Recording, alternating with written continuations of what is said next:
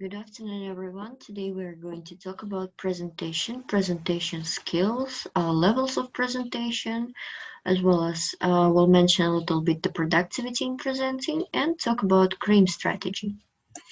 Let's start with the stage presence, which is the first thing which we need in order to have successful presentations. So, stage presence is the ability to command the attention of the audience by the impressiveness of one's manner and appearance. Uh, Actually, stage presence consists of three things we need to answer. First one, why do we get stage fright? This is just because of our physical and intrinsic thing. Stage fright is a type of performance anxiety that triggers our instinctive fight or flight reaction. So the question which we need to answer is actually not why do we get the stage fright, but actually we need to answer the question how can we use that anxiety in our favor? And actually we can do that. And 10 steps to manage stage fright will help us. So in your first step, the first thing which you need to know is knowing your material. Presentation, 5 letters piece.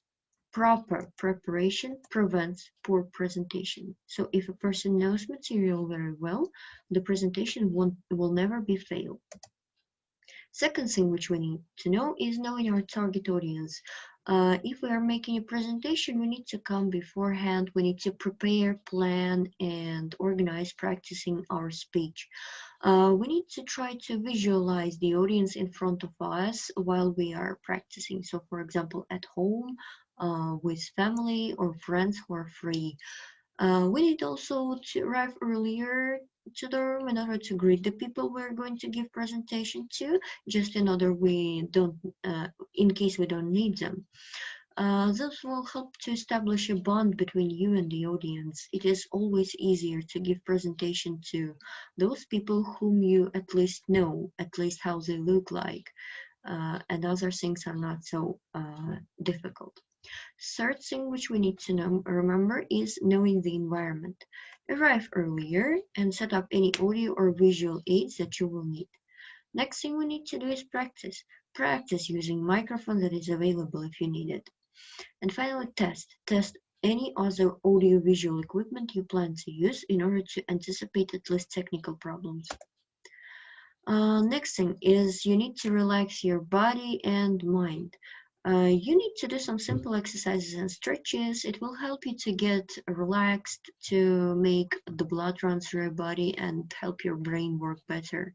Look in the mirror and practice smiling because good presentation always depends on the skills not only of presenting but also of nonverbal communication, which is transmitted through the messages with your face muscles. Also, last but not least, don't forget to stretch your neck muscles by doing some neck rolls. You need to breathe properly in order to relax. Take slow and gentle deep breaths to calm your mind and body. While you're doing this, focus on thoughts and images that are calm, peaceful, and uplifting. It is also a good idea to count from 10 to 1, kind of in a reversive order, because it will help you to relax, to stay focused, to calm down. And your brain will concentrate on something easy and familiar rather than panicking because of a new situation. Next thing, view your audience as your supporters, not your adversaries. You just need to remember that people who came to your presentation do not want you to fail. Everybody wants you to get the information, to transmit that information well. They came to your presentation to study, to learn something from you. The better your audience will feel, the better your presentation is. So they are not your opponents, they are your supporters. They also want your presentation to succeed. Seventh, never say sorry. An apology is the same as admitting that you're not prepared or saying you're not good enough for the audience. It is also a chance that if, in case you apologize, the audience will get that attention, will catch that thing in which you made a mistake. But if you don't apologize, maybe no one will understand and notice even that. So by saying sorry, you're catching some extra attention to your own mistake. 8. Don't feel you have to be perfect. Being perfect is not the goal of your presentation. The goal of your presentation is to transmit some kind of message you intend for the audience. We're not perfect. Nobody is perfect. Everyone makes mistakes. This is the nature of human being. So do not feel anxious, do not have tension in your mind. Just calm down and concentrate on the main goal of your presentation, which is once more not being perfect, but transmitting the information you have prepared. Step number 9, take care of your mind and body. Best physical and psychological shape needs to be in you. You don't need to stay up all night preparing for your presentation in the morning. Sleeping is very, very important because this is the only way for our brain to recharge the batteries to feel better.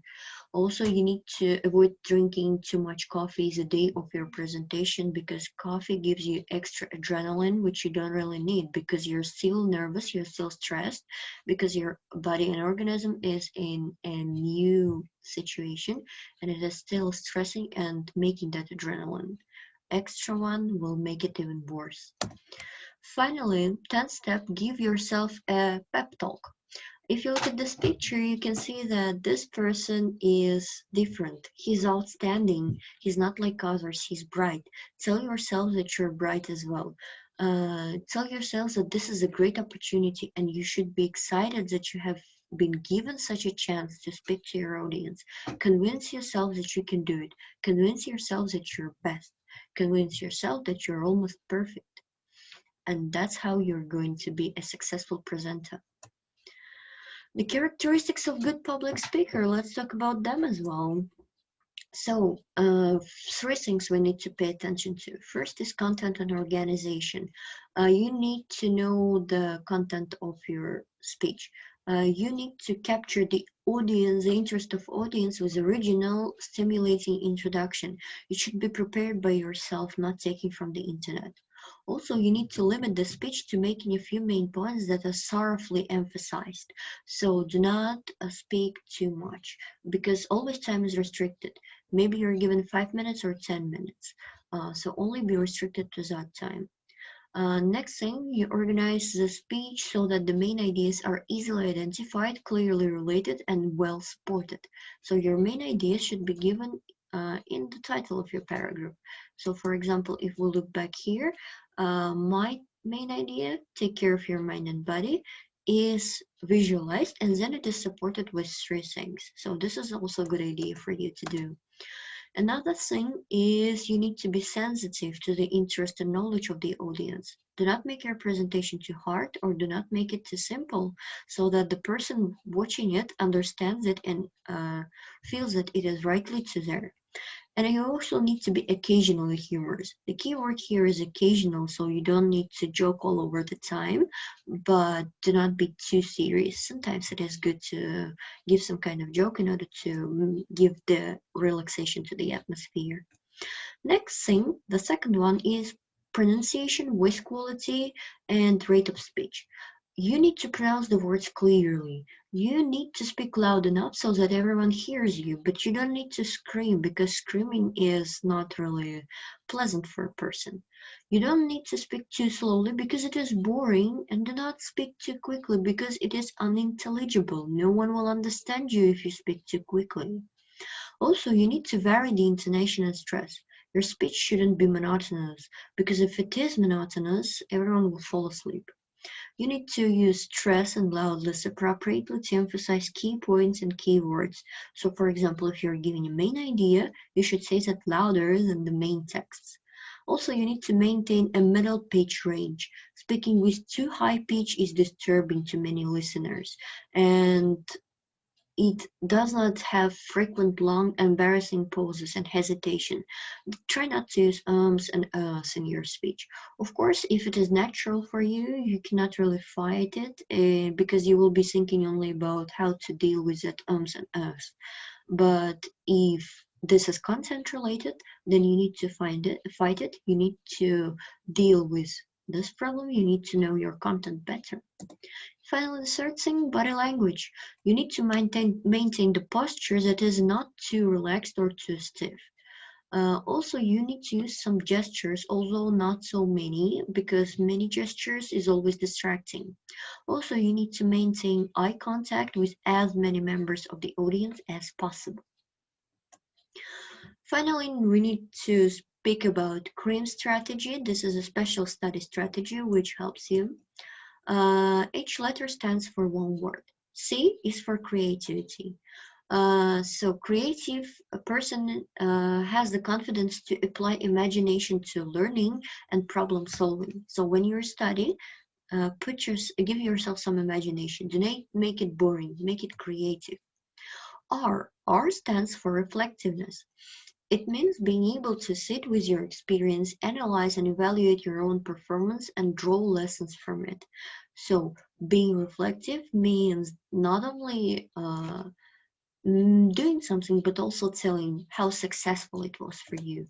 E, effectiveness. You organize your time, space, priorities, state of mind, resources, and use of technology to maximum benefit.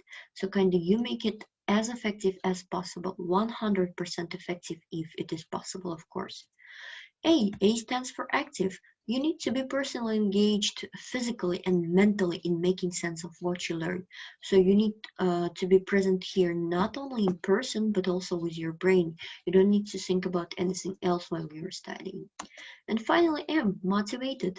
You need to be clear about the outcomes you want to achieve. Also, you need to know the steps you need to take in order to achieve these goals and what you will do to build and maintain your engagement and enthusiasm. We talked about motivation with you in the previous lessons, so I hope you know how to stay motivated.